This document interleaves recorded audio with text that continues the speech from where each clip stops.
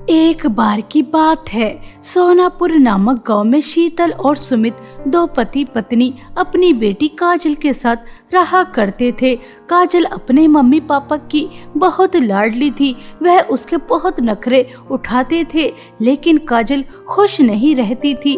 वह सिर्फ इसलिए क्योंकि उसका रंग काला था और चेहरे पर निशान भी थे, जिस वजह से आस पड़ोस की लड़कियां काजल के साथ खेलना पसंद नहीं करती थीं। वह उसे काली काली कहकर पुकारती थीं। यह शब्द सुनते ही काजल को बहुत दुख होता था। ऐसे ही एक दिन काजल अपने मम्मी पापा के साथ किसी शादी में जाती है। वहाँ पर भी सभी लड़कियाँ काजल का बहुत ज्यादा मजाक उड़ाती हैं। अरे यार, यह इतनी बदसूरत काली कलूटी लड़की इस शादी में क्या करने आई है? इसे जरा शर्म नहीं आई? देखो तो, इसकी बड़ी हिम्मत है। हमारे तो चेहरे पर छोटा सा पिंपल निकल जाता है तो हमें उसे छुपाना मुश्किल पड़ जाता है। हम तो घर से बाहर निकल ही नहीं पाते और यह अपने इस रंग रूप के साथ तैयार होकर शादी में आ गई। यार, ऐसे बदसूरत लोग भी कैसे शादी में आ जाते हैं? ये घर से बाहर कैसे निकल जाते हैं? इसे देखकर तो मेरी हंसी ही नहीं रुक रही। वैसे यार, इस काली कलूटी ने इस शादी में आकर ग्रहण ही लगा दिया। देखो तो चारों तरफ मनहूसियत ही मनहूसियत फैल गई। काले लोग होते ही ऐसे हैं, जहाँ भी जाते हैं अपना काला साया छोड़ ही देते हैं। सुन काली कलूटी, तूने पूरी शादी में ग्रहण लगा दिया। चल चल यहाँ से बाहर जा। हम नहीं चाहते कि तेरा काला साया इस शादी पे पड़े। चल जा यहाँ से, मनहूस। शादी में सभी लड़कियों की ऐसी खरी खोटी बातें सुनकर काजल को बहुत दुख होता है और वह अपने मम्मी पापा से कहती है, मम्मी पापा, मैंने आपसे पहले ही कहा था कि मैं आपके साथ शादी में नहीं जाऊंगी, लेकिन आपने मेरी एक नहीं सुनी। देख लीजिए, सब मेरे रंग रूप को लेकर कितना मजाक उड़ा रहे हैं, मेरे ऊपर कैसे हंस रहे हैं। चलिए यहाँ से, चलिए, मैं अपनी और इंसल्ट नहीं करा सकती। मम्मी पापा, इन लोगों को आखिर मेरी इतनी ज्यादा इंसल्ट कर कर क्या मिलता है? अगर मैं काली हूँ, बदसूरत हूँ, तो इन्हें क्या, यह मुझे खुश क्यों नहीं रहने देते? मेरी प्यारी बेटी, अपना दिल छोटा मत करो। अभी इन्हें ये नहीं पता कि असली सुंदरता बाहर की नहीं, दिल की होनी चाहिए। और मेरी प्यारी बिटिया का दिल तो बहुत सुंदर है। मेरी शहजादी बेटी, तुम यहाँ पर खुश नहीं हो तो हम यहाँ से अभी चलते हैं। चलिए जी, यहाँ से चलते हैं। ऐसा कहकर शीतल और सुमित अपनी बेटी के साथ घर आने लगते हैं कि तभी रास्ते में उनका एक्सीडेंट हो जाता है और उस एक्सीडेंट में शीतल की मृत्यु हो जाती है। काजल और सुमित बहुत ज्यादा रोते हैं और कुछ समय बाद शीतल का दाह संस्कार हो जाता है। काजल अपनी माँ को याद कर कर बहुत रोती। अपनी बेटी को इस तरह से रोता देख सुमित को बहुत दुख होता और उसे यह महसूस होता कि उसकी जिंदगी में वह चाहे कुछ भी कर ले, लेकिन एक माँ की कमी पूरी नहीं कर पाएगा। इसलिए वह एक दिन सुजाता नाम की औरत से दूसरी शादी कर लेता है, जिसकी अपनी भी एक बेटी थी, गुनगुन। वह दिखने में बहुत ही ज्यादा सुंदर थी। तभी सुमित सुजाता से कहता है, सुजाता, मैंने तुमसे शादी सिर्फ इसलिए की है ताकि तुम मेरे बेटे को माँ की कमी महसूस न होने दो। तुम समझ रही हो ना मैं क्या कहना चाह रहा हूँ? अजी, आप चिंता क्यों करते हो? मुझे अच्छी तरह से पता है, मैं काजल बेटी को बहुत प्यार दूंगी और रंग रूप को लेकर मैं कभी भी कोई भेदभाव नहीं करूंगी। दोनों बेटियों को एक समान ही प्यार दूंगी। आप चिंता मत कीजिए। इस तरह से सुजाता सुमित से मीठी मीठी बातें कर कर उसे यकीन दिला देती है कि वह काजल से बहुत प्यार करेगी। लेकिन बेचारे सुमित को कहाँ पता था कि सुजाता बहुत ही ज्यादा चालाक और चतुर औरत है। उसने तो सिर्फ उसकी धन दौलत हासिल करने के लिए उससे दूसरी शादी की। सुजाता सुमित के सामने तो काजल से बहुत प्यार करती और जैसे ही वह उसकी आंखों से ओझल हो जाता तो वह अपना असली रूप दिखाना काजल को शुरू कर देती। काली कलूटी मनहूस, तेरा बाप पूरे 1 साल के लिए गांव से बाहर गया है। अब मुझे चैन की सांस आएंगी। अब मैं जी भरकर तुझसे काम करा सकती हूँ, तुझे मार सकती हूँ और तुझे खरी खोटी सुना सकती हूँ। सुमित के सामने तो मेरी प्यारी बेटी खाना खा लिया। तुझ जैसी काली कलूटी को तो मेरी जूती पसंद न करे। आज से तेरा रूम मेरी बेटी का है, तो उस रूम के अंदर रहने के लायक नहीं है। मेरी बेटी को देख, कितनी ज्यादा सुंदर है। उसका रूम छोटा है, इसलिए वह उस रूम में रहेगी। समझ में आ रही है काली बंदरिया? माँ, यह अचानक आपको क्या हो जाता है? पिताजी के सामने तो मुझसे बहुत अच्छे से पेश आती हो, लेकिन उनके जाते ही मुझे काली कलूटी बदसूरत नौकरानी पता नहीं क्या क्या कहती हो। मुझे तो आपके बारे में कुछ समझ में नहीं आता। आखिर आपका असली रूप कौन सा है? पिताजी के सामने वाला या फिर ये है जो उनके बाद आप मेरे साथ करती हो? देखा मम्मी, आपको कैसे पटापट जवाब दे रही है। आपको इस काली कलूटी को सबक सिखाना चाहिए। अब तो पिताजी भी यहाँ पर नहीं है, इस बदसूरत को सबक सिखाने में बहुत मजा आएगा। ऐसा कहकर दोनों माँ बेटी बेचारी काजल की बहुत ज्यादा पिटाई करती हैं। उसकी जिंदगी नर्क से भी ज्यादा बदतर बना देती हैं। बेचारी काजल ऐसे ही रो रो कर अपनी जिंदगी व्यतीत कर रही थी। कुछ महीनों बाद काजल को एक और बहुत दुखद खबर मिलती है कि अब उसके पिता इस दुनिया में नहीं रहे। यह सुनकर काजल के पैरों तले जमीन खिसक जाती है और वह बहुत फूट फूट कर रोती है।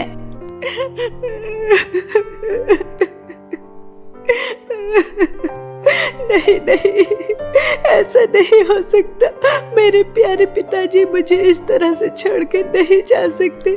माँ तो पहले ही छोड़कर चली गई और अब पिताजी भी। दोनों ने मुझसे क्या वादा तोड़ दिया। उन्होंने इस भरी दुनिया में मुझे अकेला छोड़ दिया। अब मैं इस दुनिया की खरी खोटी बातें सुन सुनकर कैसे जिंदा रह सकती हूँ पिताजी। मनहूस, रो रो कर कैसे तूने पूरे घर में मनहूसियत फैला दी। मेरे लिए तो बहुत खुशी की बात है। मेरा तो दिल चाह रहा है कि मिठाइयाँ बांटूं। अब सारी प्रॉपर्टी, बिजनेस, सारी धन दौलत मेरी और मेरी बेटी की हो जाएगी और फ्री में एक काली बदसूरत नौकरानी भी मिल गई। अब ये आंसू पोंछ और घर के कामों में लग जा। मुझे बहुत तेज भूख लगी है। चल जा जल्दी से खाना बना के लेकर आ।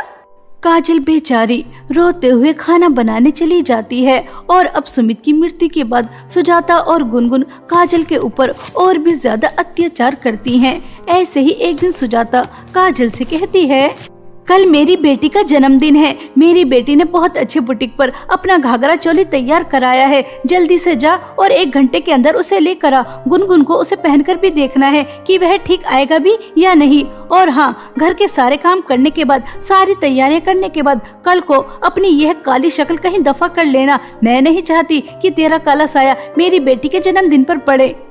अपनी सौतेली माँ की बात सुनकर काजल घबरा जाती है कि वह इतनी दूर से 1 घंटे के अंदर घाघरा चोली कैसे लेकर आ सकती है और वह भी नंगे पैर। लेकिन वह क्या कर सकती थी? अपनी सौतेली माँ के आदेश के आगे उसकी एक नहीं चलती और बेचारी नंगे पैर बुटीक से घाघरा चोली लेने चली जाती है।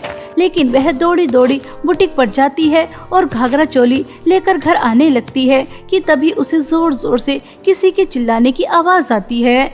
अरे कोई है, मुझे बचाओ, मैं इस नदी में डूबकर मर जाऊंगी। मुझे बचाओ, मुझे बचाओ, मुझे तैरना नहीं आता। अरे कोई है।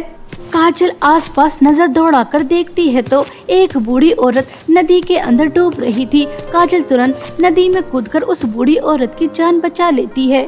तभी वह बूढ़ी औरत काजल से कहती है, बेटा तुम्हारा बहुत बहुत धन्यवाद मेरी जान बचाने के लिए। लेकिन बेटा, मैं एक परी हूँ और हमेशा पृथ्वी पर लोगों की मदद करने आती थी। लेकिन मैं एक दुष्ट चुड़ैल का शिकार बन गई और उसने मेरे जादुई सोने और चांदी की घाघरा चोली लेकर मुझे बुढ़िया बना दिया और मेरी सारी शक्तियाँ भी छीन ली। मैं अपने असली रूप में तभी आ सकती हूँ जब मैं जादुई सोने का घाघरा पहन लूँ और जादुई चांदी के घाघरे से मेरी शक्तियाँ वापस आ जाएंगी। लेकिन उस चुड़ैल के सामने मैं नहीं जा सकती। मैं बहुत कमजोर हो गई। क्या करूं? मुझे तो कुछ भी समझ में नहीं आ रहा। अम्मा जी, मैं आपकी मदद करना चाहती हूँ। मेरी माँ मुझे हमेशा समझाती थी कि मुसीबत में आए लोगों की मदद करनी चाहिए, चाहे वह रास्ता कितना भी कठिन क्यों ना हो। काजल के इतना कहते ही वह बूढ़ी औरत खुश हो जाती है और उसे बताती है कि वह चुड़ैल कहाँ मिलेगी। काजल अपना समय बर्बाद किए बिना उस चुड़ैल की गुफा में पहुंच जाती है और उस चुड़ैल से लड़ाई करती है और उसका जादुई गोला तोड़कर उसे मारकर परी के जादुई सोने और चांदी के घाघरा चोली लेकर आ जाती है। जादुई सोने के घाघरे से वह बूढ़ी औरत अपने असली रूप में आ जाती है और जादुई चांदी के घाघरा चोली से उस परी की सारी शक्तियाँ वापस आ जाती हैं। तभी वह परी काजल से कहती है, काजल, सच में तुम बहुत अच्छी लड़की हो। मुझे तुम्हारे बारे में सब पता चल गया कि तुम्हारी सौतेली माँ, सौतेली बहन, आस पड़ोस के लोग तुम्हारे रंग रूप को लेकर तुम्हारा कितना मजाक उड़ाते हैं, लेकिन अब नहीं। यह लो मेरा जादुई सोने का घाघरा, इसे पहनकर तुम बहुत ज्यादा सुंदर हो जाओगी, बिल्कुल परियों की तरह। और जादुई चांदी के घाघरे से तुम जितनी चाहो उतनी धन दौलत लेकर हंसी खुशी रह सकती हो, अपनी सौतेली माँ के अत्याचार से बहुत दूर।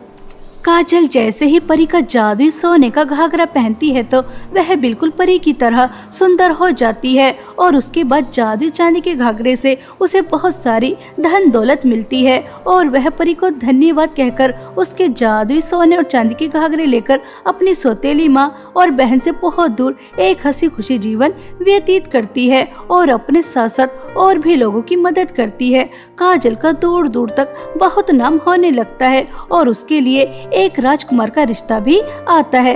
काजल की खुशी का कोई ठिकाना नहीं था, लेकिन जब इस बात की खबर सुजाता और गुनगुन को लगती है तो दोनों माँ बेटी जल भुनकर राख हो जाती हैं। मम्मी, वो काली कलूटी बंदरिया जैसी दिखने वाली काजल की बच्ची इतनी जल्दी इतनी ज्यादा सुंदर और इतनी ज्यादा अमीर कैसे हो गई? आपको पता है, मुझे पता चला है उसकी शादी एक राजकुमार से होने वाली है।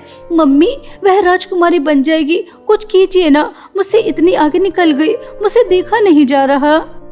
गुनगुन बेटा, मुझे पता चला है कि उसके पास परी के जादुई सोने और चांदी के घाघरा चोली हैं। सोने के घाघरे से सुंदरता मिलती है और चांदी से धन दौलत। मैं तो सोच रही हूँ कि उस काजल की बच्ची को हमेशा हमेशा के लिए ही सुला देती हूँ और परी के जादुई सोने और चांदी के घाघरे हम हासिल कर लेते हैं, जिन्हें पहनकर तो और भी ज्यादा सुंदर हो जाएगी और चांदी के घाघरे से बहुत सारी धन दौलत लेकर हम बहुत अमीर हो जाएंगे। बता, तुझे अपनी माँ का प्लान कैसे लगा?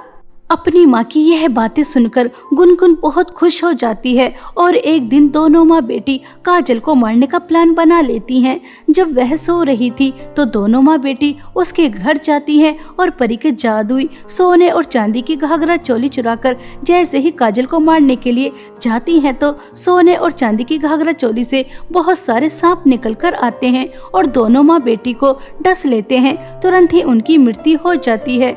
जो गड्ढा वह काजल के लिए खोदने आई थी उसी के अंदर खुद गिरकर मर जाती हैं। इस तरह दोनों माँ बेटी को उनके लालच और बुरे कर्मों की सजा मिल जाती है और एक दिन काजल की शादी राजकुमार से हो जाती है। इस तरह काजल परी के जादुई सोने और चांदी की घाघरा चोली की मदद से एक हंसी खुशी जीवन व्यतीत करती है।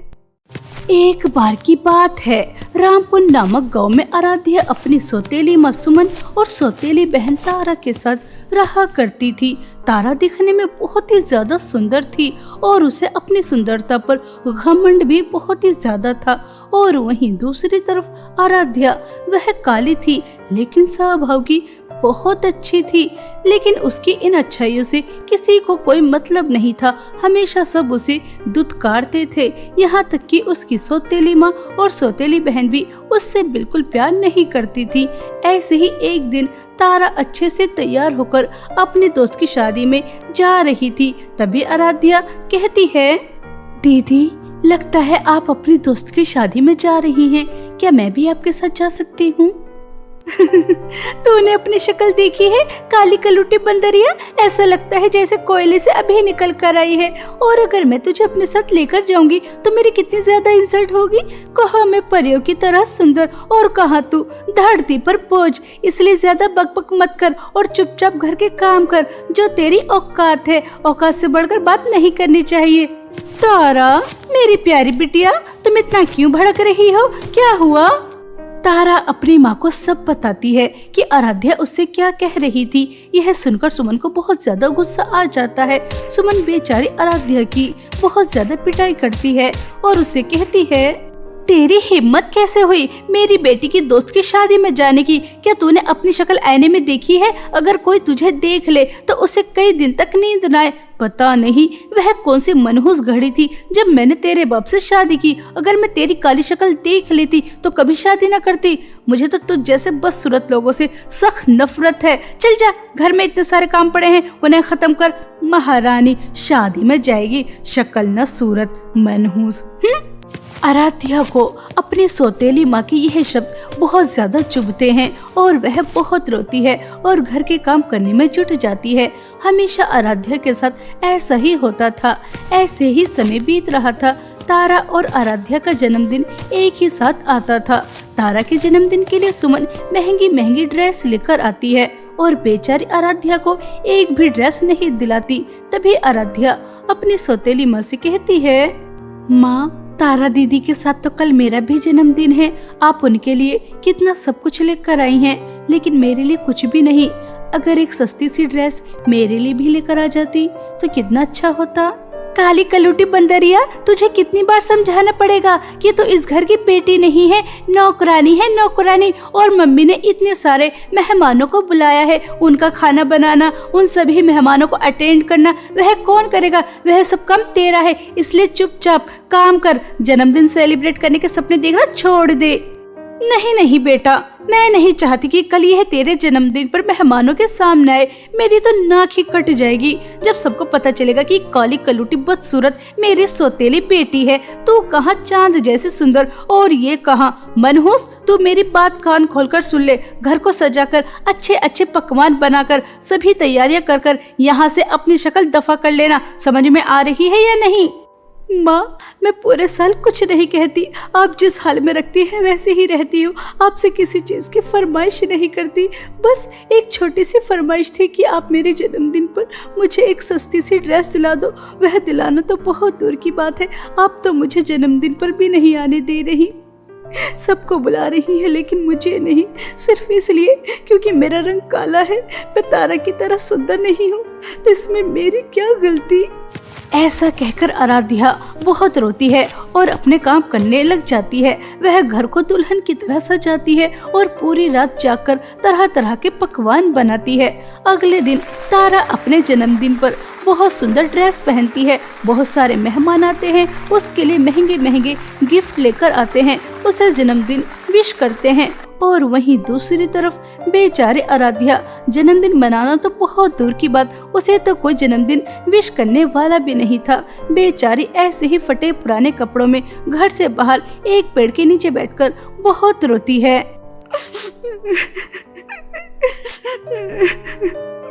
अगर आज मेरे माता पिता से जिंदा होते तो मेरा जन्मदिन भी वो इसी तरह से धूमधाम से मनाते जैसे तारा दीदी का मनाया जा रहा है। मेरी सौतेली और सौतेली बहन मुझसे इसलिए प्यार नहीं करती क्योंकि मैं काली हूँ, बदसूरत हूँ। अगर मैं भी तारा दीदी की तरह सुंदर होती तो क्या पता मेरी सौतेली माँ मुझसे भी प्यार करती, वह मेरे ऊपर इतना अत्याचार नहीं करती। लेकिन अगर मैं बदसूरत हूँ, काली हूँ, तो इसमें मेरी क्या गलती? मेरी सौतेली माँ और बहन को समझ में क्यों नहीं आता? इस तरह से आराध्या बहुत ज्यादा फूट फूट कर रो रही थी। तभी वहाँ पर एक बूढ़ी औरत आती है और वह आराध्या से कहती है, लगता है बेटा तुम बहुत दुखी हो, परेशान हो।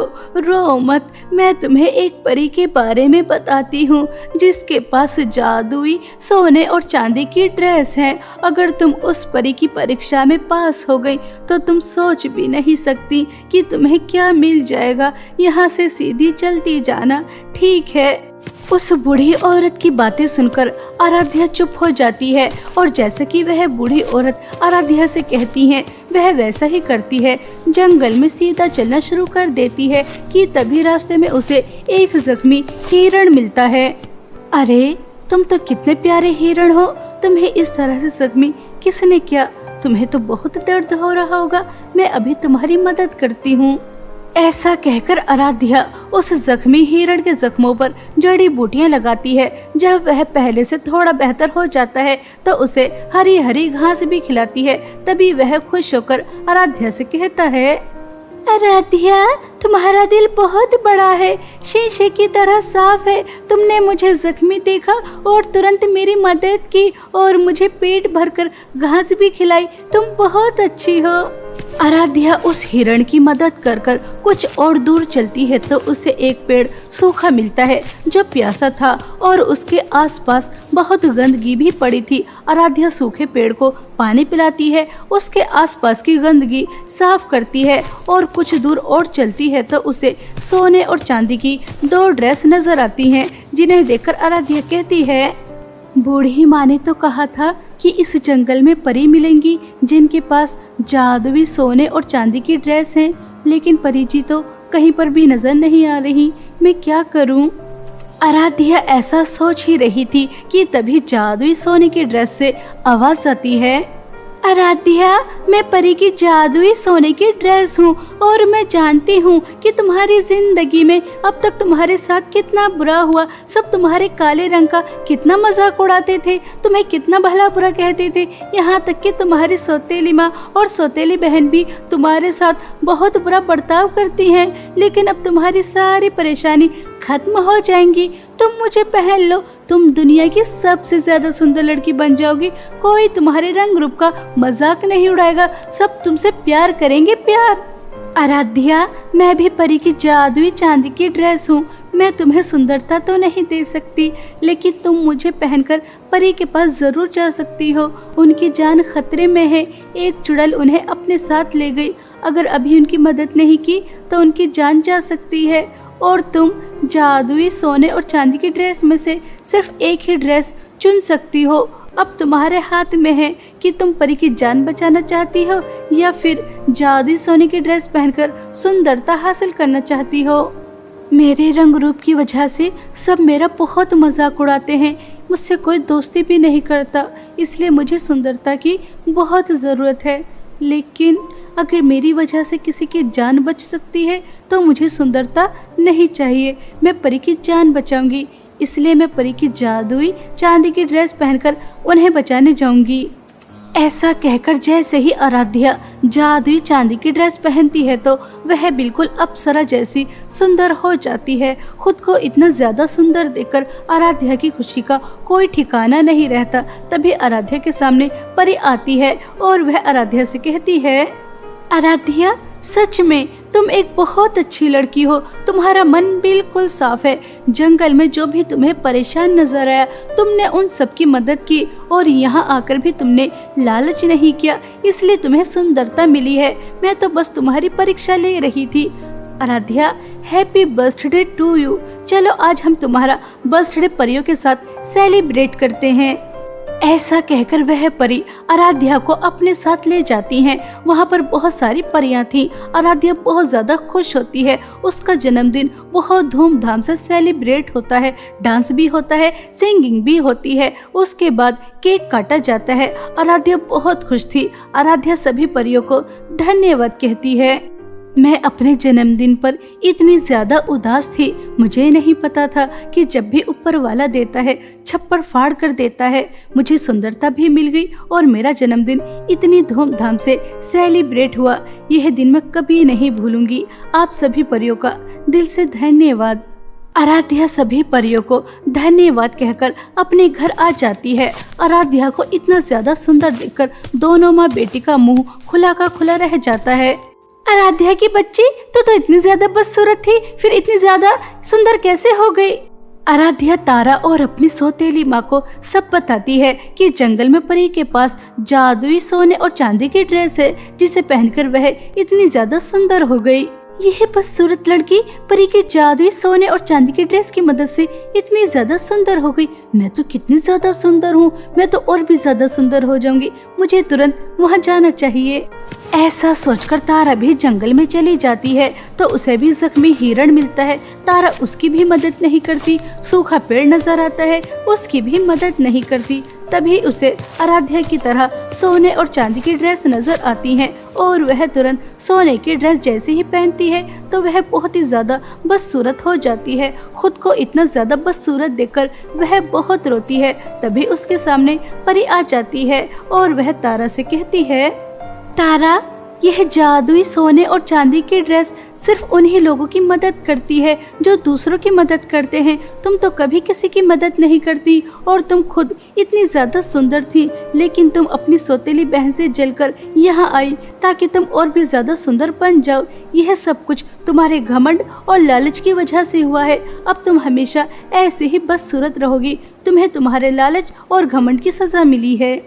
परी की यह बातें सुनकर तारा बहुत रोती है और वहीं दूसरी तरफ आराध्या की सुंदरता के चर्चे दूर दूर तक होने लगते हैं और उसकी शादी एक राजकुमार से हो जाती है। अपनी सौतेली माँ के अत्याचार से बहुत दूर वह राजकुमार के साथ हंसी खुशी अपना जीवन व्यतीत करती है।